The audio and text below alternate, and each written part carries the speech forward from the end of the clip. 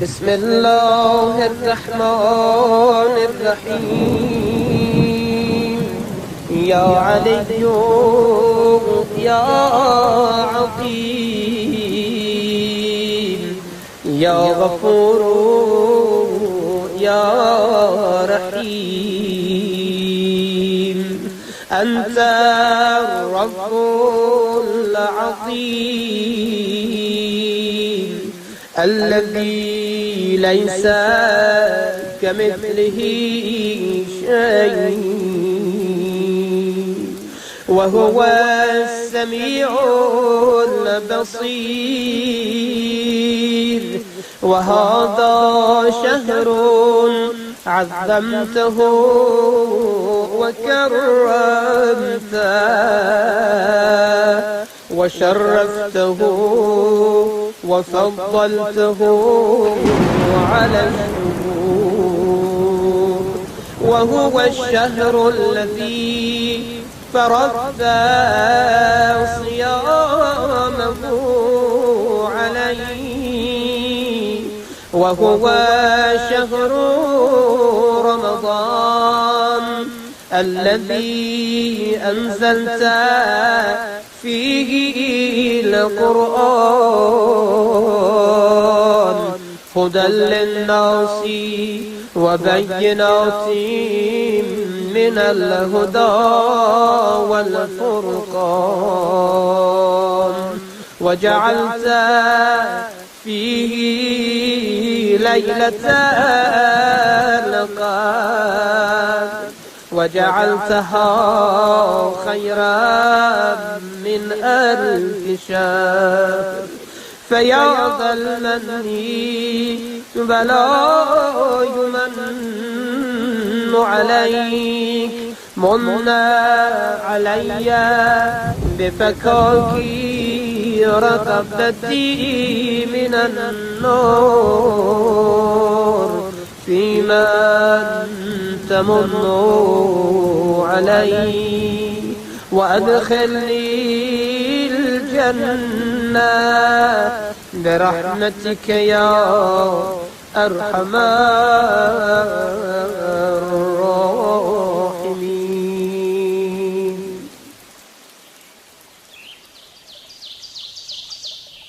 بسم الله الرحمن الرحيم. اللهم أدخل على أهل القبور السرور، اللهم أغني كل فقير، اللهم أشبع كل جائع،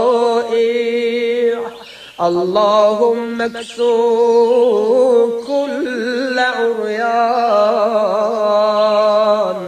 اللهم قضي دين كل مدين، اللهم فرج عن كل مكروب، اللهم رد كل غريب، اللهم فك كل أسير، اللهم أصلح كل فاسد من أمور المسلمين، اللهم اشفي كل مريض، اللهم صد فقرنا بغناك،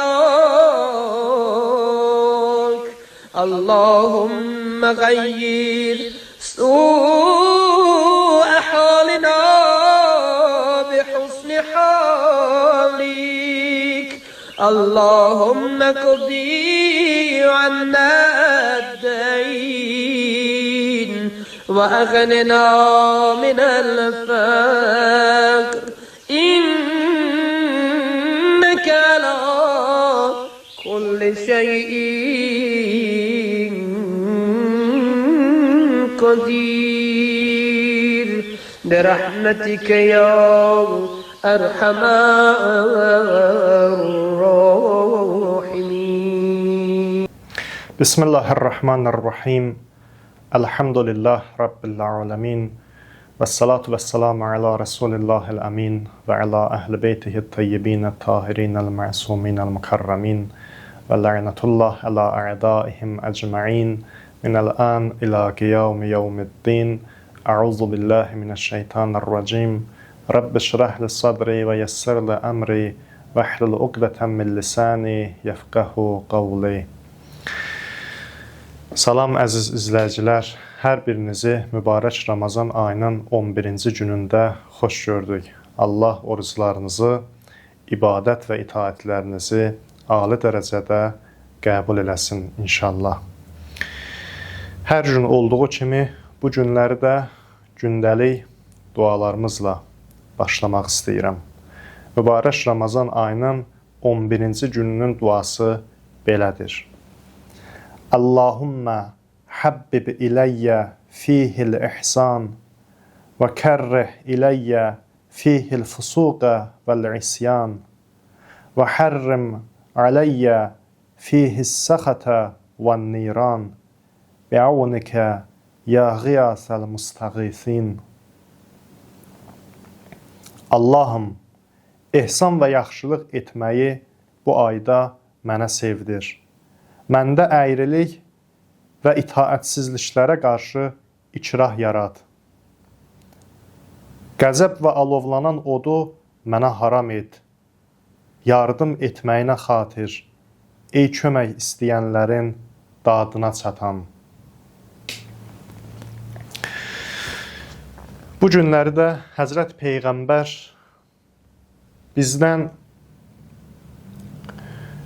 bizə hansı hacətləri, hansı məqamları, duaları etməyi, istəməyi öyrədir. Çox mühüm ehtiyaclardır insan üçün bugünkü duada da olan istəklərimiz.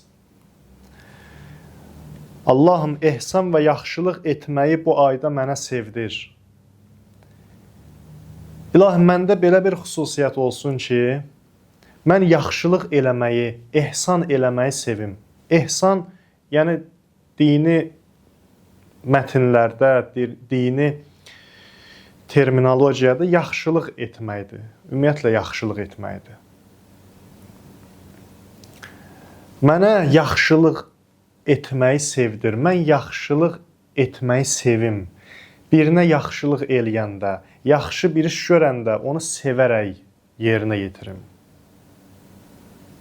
İnsanlara məsələn bir yaxşılıq edəndə, insanların bir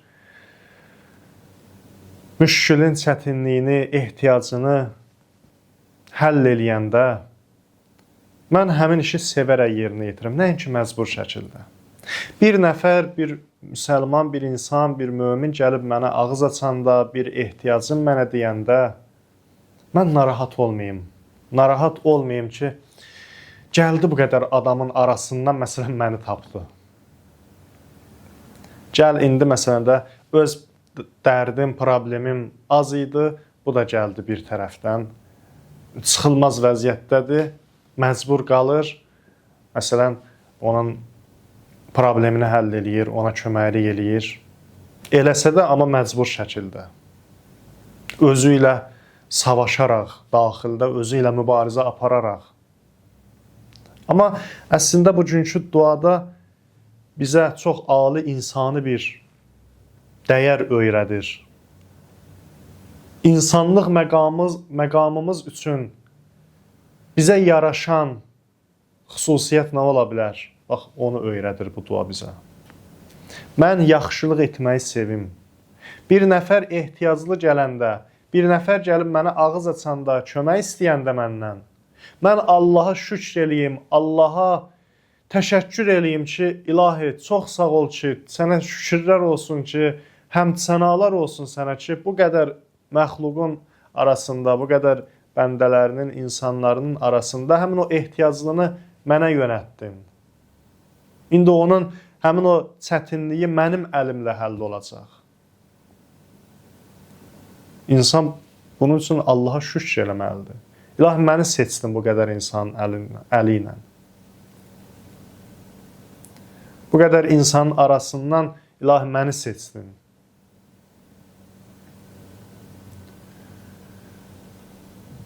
Başqalarına da yönləndirə bilərdin. Bu xeyri başqaları da götürə bilərdi. Amma məni seçdin, mənə tərəf göndərdin. Sənə şükürlər olsun. İlahi, şükürlər olsun. Baxın, buna görə şükürlər olsun ki, sənin bir bəndənin çətinliyi, müşkülü mənim əlimlə həll olacaq. Baxın, mühüm olan budur.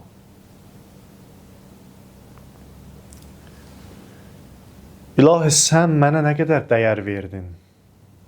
Baxın, bunu hamısı fürsət deyə elə bu məsələlər insan Allahla münacat eləsin. Münacat eləmək üçün Allahla söz tapmırsan. Münacat eləmək üçün əgər Allahla söz tapmırsansa, bütün bunlar elə hamısı münacatdır da, Allahla danış. Bunların hamısını bəhanə ilə danış Allahla. Allahla söhbətləş.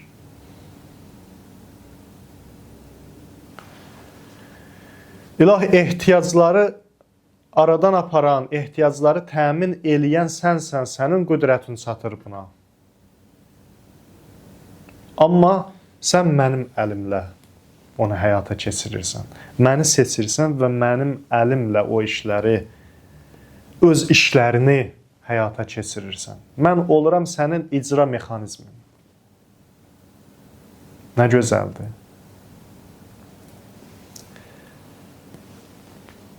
Və hədisdə var ki, insanların sizə olan ehtiyacı Allahın sizə verdiyi nemətlərdəndir. Bir nəfər gəlib bizdən kömək istəyirsə, bizə ehtiyacı varsa, bunu bilək ki, bizim özümüzdən heç nə istəmir. Mən öz mülkümdən, fiqhi baxımdan demirəm də, mən öz mülkümdən nəsə vermirəm ona. Həqiqətdə nemətin sahibi mən deyiləm axı. Allahın mənə verdiyi nemətlərə ehtiyacı var o bəndənin. Və mən əslində ona yaxşılıq eləməklə özümə yaxşılıq etmiş oluram.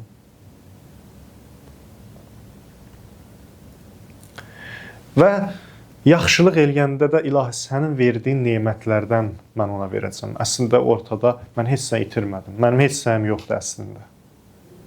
Sənin mənə verdiyin nemətlərdən mən verirəm ona. Onun mənə olan ehtiyacı əslində sənin mənə verdiyin nemətlərdəndir. Sadəcə ortada mən vasitə oluram. Və təşəkkür edirəm ki, bu vasitə olaraq məni seçdin bu qədər insanların arasından, bu qədər bəndələrin arasından. Ki, sənin nemətlərini mən ona verim. Bəs burada bir sual çıxa bilər ki, bəs nə üçün Allah elə onun özünə də verməyib o nemətləri, nə üçün gəlib səndən istəməlidir, sənə ağız açmalıdır? Bunun özü də ayrı bir mövzudur. Bunun özü ayrı bir mövzudur. Amma ümumi olaraq belə deyə bilərik ki, bu aləmin, bu dünyanın işi bu cür nizamlanıb, bu cür tənzimlənib. İnsanlar bir-biri ilə imtihan olunurlar. İnsanlar inkişaf eləmək üçün, insanlar bu işlər vasitəsilə Allaha yaxınlaşmaq üçün o ali insani məqamları, dəyərləri qazanmaq üçün Allah bu aləmin işini bu cür tənzimləyib. Bu cür tənzimləyib. Baxın, Qur'an-ı Kərimdə Allah buyurur: "Və mimma rəzəqnahum yunfiqun." Verdiyimiz ruzidən infaq eləyirlər. Verdiyimiz ruzidən infaq eləyirlər. Əslində, bizim həqiqətdə heç nəyimiz yoxdur. Allah bizə verib. Allahdır bu ruzilərin sahibi. Bu nemətlərin sahibi Allahdır. Allah da buyurur, məsələn, möminlər, təqvalı insanlar o kəslərdir ki, bizim verdiyimiz ruzidən infaq eləyirlər. Ehtiyaclara verirlər. Allah sənə verib ki, səni imtihan eləsin. Həmin ruzi vasitəsilə, nemət vasitəsilə əslində sən imtihan olunursan. Bu imtihandan uzaq çıxacaqsan, yoxsa yox. Bu imtahan, bu nemət səni bir pillədə yuxarı aparacaq, yoxsa yox. Bu aləmin işi baxın bu cür nizamlanıb, tənzimlənib. İnsanlara nisbətdə, bizim bir-birimizə nisbətdə deyir ki, əlinizdə olandan ehtiyaclılara verin. İnsanlar arasında, insanların bir-birinə münasibətdə deyir ki, əlinizdə olandan, sizdə olandan ehtiyaclılara da verin. Amma gəlir başqa yerdə deyir ki, bizim sizə verdiyimizdən, yəni əslində sizin deyil, biz vermişik sizə. Əlinizdə olan da bizdəndir. Bizim verdiyimizdən infaq eləyin. Və bütün bunlar hamısı insanın imtahanı üçündür, insanın inkişafı üçündür, insanın təmizlənməsi üçündür, Allaha yaxınlaşması üçündür. İmtahandır da hamısı. Əlində mal var, imtahandır. Quranda buyurur. Övlad və mal fitnədir, imtahandır, dünya həyatının zinətidir. Fitnə, yəni imtahan bu mənada ki, o imtahandan sən necə çıxacaqsan? O övladı, məsələn, sən nə cür tərbiyə eləyəcəksən, cəmiyyətə təqdim eləyəcəksən? O malı, o sərvəti ki, Allah sənə verib, onu sən nə cür, hansı şəkildə xərcləyəcəksən, hansı yolda istifadə eləyəcəksən? Bu baxımdan imtahandır. Öhdəsindən gəlsən, üzaq çıxsan, imtahandan üzaq çıxdın və o səni bir pillə də Allaha yaxınlaşdırdı. Amma o eyni zamanda sənin bədbəxtliyinə də aparar. Səni bədbəxt eləyər, əgər o malın imtahanından çıxmasan. Bu baxımdan, bu imtahandan üzü ağ çıxmaq üçün Allah bizə bir fürsət verir, bir nəfər ehtiyacını bizə tərəf göndərirsə, bunu biz fürsət bilək ki, bu mal imtahanından üzü ağ çıxmağım üçün Allah mənə bir fürsət yaratdı. Bir ehtiyacını göndərdi, məni seçdi, mənim tərəfimə göndərdi ki, mən o malı, sərvəti ona verim, bu imtahandan üzü ağ çıxım ki, əlimdə olan o mal, sərvət məni cənnətə aparsın. Məni xoşbəxtliyə aparsın. Nəinki bədbəxtliyə aparsın. Nəinki məni bədbəxtliyə aparsın, amma məndən sonra qalan, məsələn, vərəsələrim həmin o mal, pul vasitəsilə xoşbəxt olsunlar. Ən qınanılan insanlardan bir dəstəsi də budur. Onlar peşman olacaqlar. Onlar həyatda ən müflüs, ən uduzan insanlardılar. Ən təəssüf hissi keçirdən bir dəstə insan qiyamət günündə belə insanlardılar ki, özləri topladılar, yığdılar, amma o mal, o sərvət onlara nicat vermədi, onları xoşbəxt eləyə bilmədi. Öldülər, köçdülər bu dünyadan, yerdə qalan vərəsələrə çatdı, yerdə qalanlar həmin o mal, sərvət vasitəsilə xoşbəxt oldular, dünya və axirət qazandılar. Amma onlar ki, onu yığmışdılar, onlar onun vasitəsilə bədbəxt oldular. Ən böyük peşmanlıq hissi keçirən insanlardan da biri bunlar olacaqlar.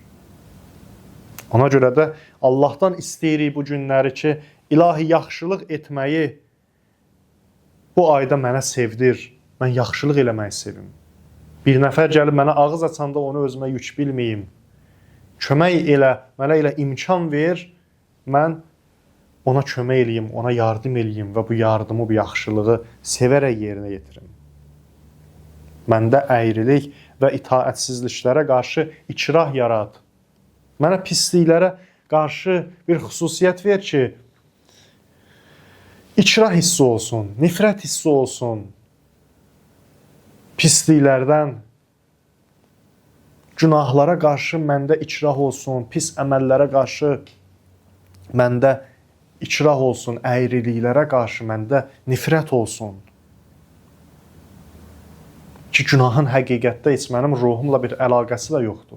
Mənim həqiqətimlə bir əlaqəsi yoxdur. Ona görə, məsələn, Firuiddində ki var, əmr bil məruf və nəhy anil münkər, insanları yaxşılığa dəvət eləyib pislikdən çəkindirmək məsələsi.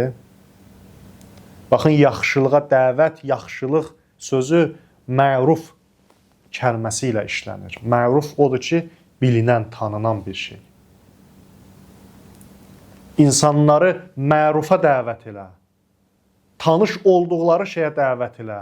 Yəni yaxşılıqlara, insanın ruhu, həqiqəti əslində yaxşılıqlarla, gözəlliklərlə tanışdır. İnsan gəlir qəflətə düşür bu aləmdə. Tanış olduğu şeyləri unudur.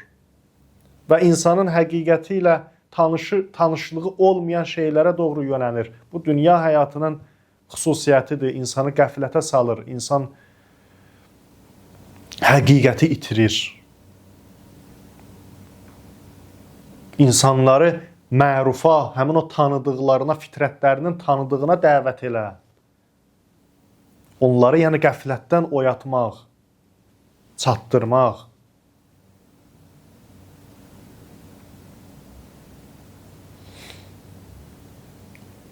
Tənqidlərimiz də, qınaqlarımız da bu düşüncə ilə olsa faydası olar. İctimai qınaq ki var, həqiqətən də insanın canı yanırsa, can yanğısından, ürək yanğısından bunu eləyirsə çox dəyərlidir.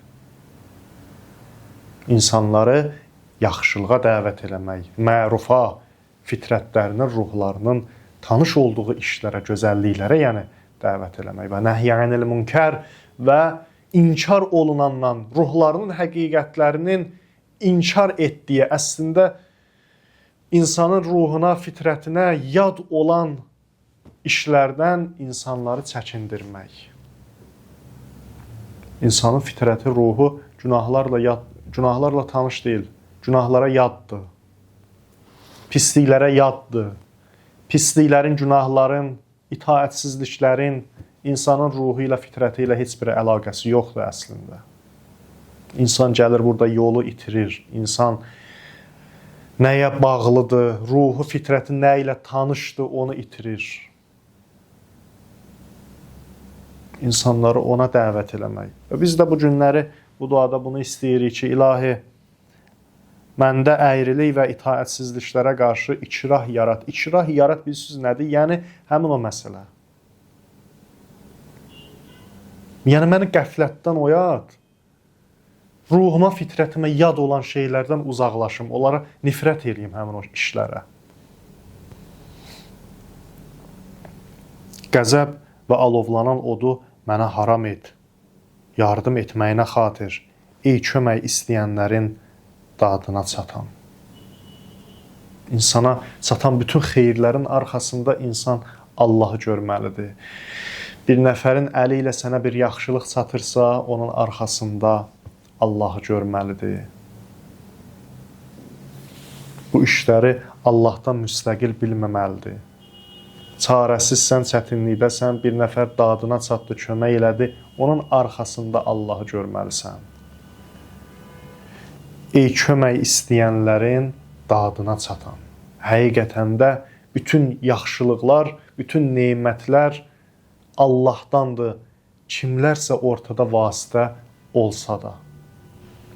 İnsan bunların vasitəsilə əslində Allaha diqqət eləyə bilər, Allaha yönələ bilər və bütün hadisələrin, bütün işlərin arxasında, bütün nemətlərin arxasında Allah görər. Deməli, bugünkü duamızda bu xüsusiyyətləri istədik Allahdan. ehsan və yaxşılıq etməyi, sevmək xüsusiyyətini istədik. Əyrilik və itaətsizliklərə qarşı ikrah yaratmağını, nifrət yaratmağını istədik. Qəzəb və alovlanan odu bizə haram etməsini istədik. Və bu günləri Allahı bu sifəti ilə, bu xüsusiyyəti ilə and verdik. Bu məqamları istəmək üçün ya qiyafəl müstəğisin.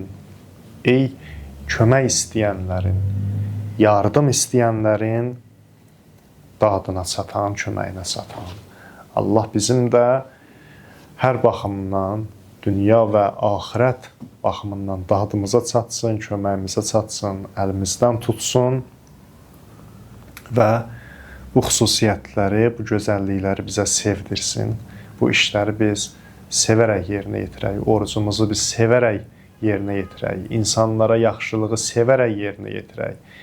İnfaq eləyəndə, Allah yolunda malımızdan keçəndə, pulumuzdan keçəndə onu sevərək yerinə yetirək ki, bunlar hamısı bizim xeyrimizə olsun. Biz bu etdiyimiz yaxşılıqlardan daha çox savab götürək, daha çox fayda götürək, daha çox xeyir götürək. Əslində, bir yaxşılıq eləyirik, hədisdə var ki, yaxşılıq eləyən, o yaxşılıq istəyəndən daha çox ehtiyaclıdır o yaxşılığı etməyə. Bir nəfər gəlir bizdən yaxşılıq istəyirsə, kömək istəyirsə, əslində bizim özümüzün daha çox ehtiyacımız var ki, ona kömək eləyək. Ona kömək eləyək. Çünki o kömək, o yaxşılıq vasitəsilə biz axirətdə bir mənzildə özümüz üçün qurmuş oluruq, yaratmış oluruq və bizim bu xeyrimizədir. Allah bu məqamları bizə inşallah lütf eləsin, mərhəmət edəsin. Və sonda mən bir neçə şəriət məsələsi də deyim və sözümü tamamlamaq istəyirəm. Və sonda bir neçə şəriət məsələsi ilə sözümü tamamlayım. Bu məsələdə qalmışdıq. Başı suya batırmaq mövzusunda danışırdıq, orucu batil eləyənlərdən. Əgər oruc tutan ixtiyarsız olaraq suya düşə və başı tamamilə suyun altına girə, orucu batil olmur. Lakin gərək dərhal başını sudan çıxarsın.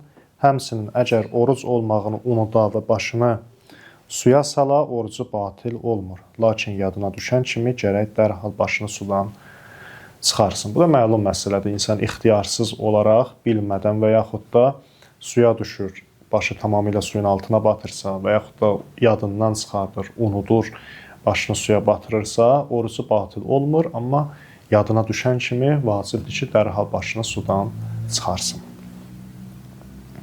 Əgər oruc tutan şəxs məxsus geyimlə bədəni islanmadan suya girə, o libas bədənə yapışan libas olduqda başa yapışmamasıdır meyar burada.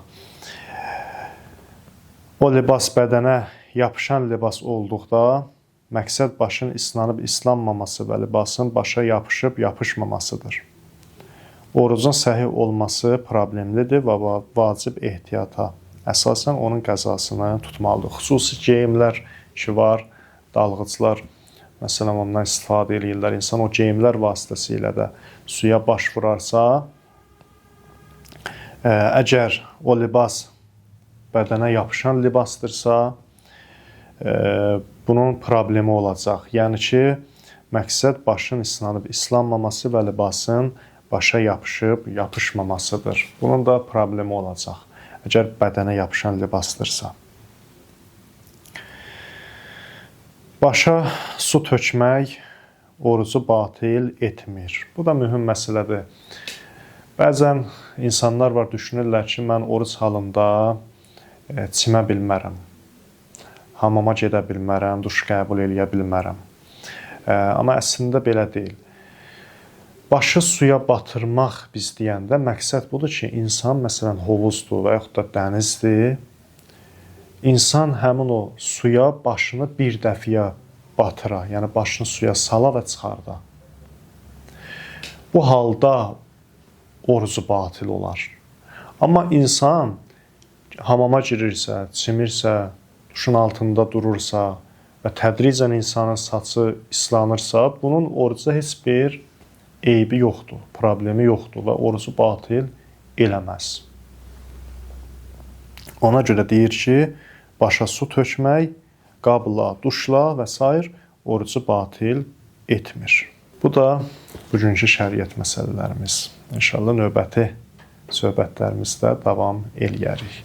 Allah hər birimizdən qəbul eləsin, oruc və dualarınız qəbul olsun. Vəssalamu aleykum və rəhmətullahi və barakatuh.